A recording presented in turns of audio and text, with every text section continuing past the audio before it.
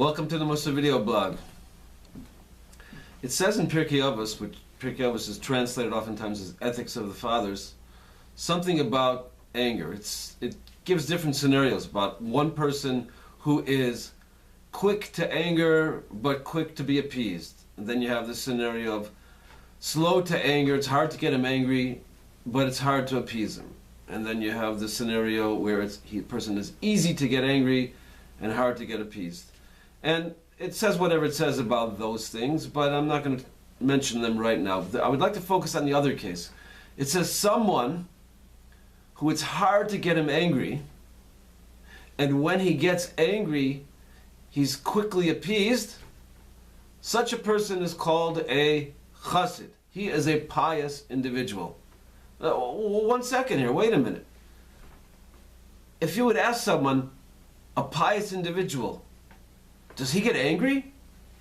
Probably they would say, no. If he's really a pious, holy individual, he never gets angry, because we know that getting angry is not a good thing. And yet we're told that if a person is someone who it's difficult to get him angry, and when he does get angry, he's quickly appeased, he's a pious individual. So we see an amazing thing, that it could be that a person gets angry once in a while, and he still could be a pious individual. A few key things. One is that it's difficult for him to get angry. And also, when he does get angry, he gets out of that state very quickly. But he's human. He makes mistakes, and he still could be considered a pious individual. I think this is a really important point for those of us that are engaged in a Mussar practice, because it's uplifting to know that I can still make mistakes and I can still be moving upwards. I still could be a holy individual.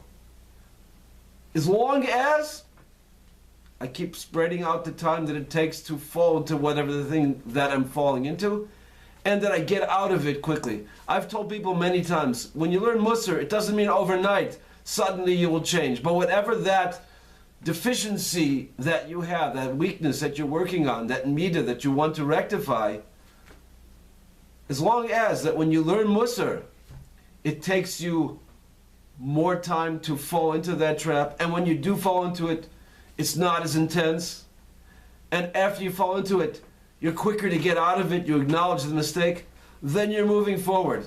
So I'm not sure exactly at which point you're characterized as a pious individual, but it's good to know that we can make mistakes. Making mistakes is part of the process. As long as we keep working at it, we don't make the mistakes very often, and when we do make the mistakes, we're quick to acknowledge it and get out of it.